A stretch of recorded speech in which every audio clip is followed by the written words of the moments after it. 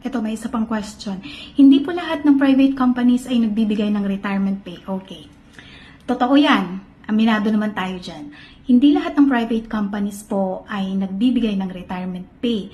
Kahit malinaw naman sa batas. Mandated ito ng law.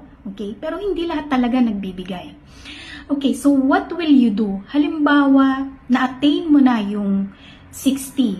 Although, under the law, voluntary or optional retirement age pa lang yon.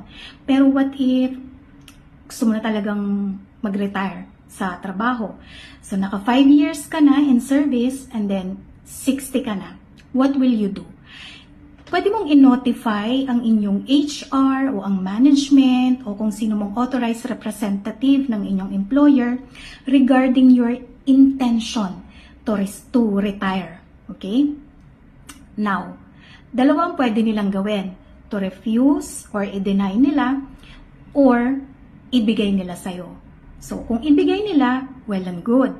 If they deny your request kapag na-refuse nila, pwede ka nang mag-file ngayon ng money claims. Anong money claims? Retirement pay.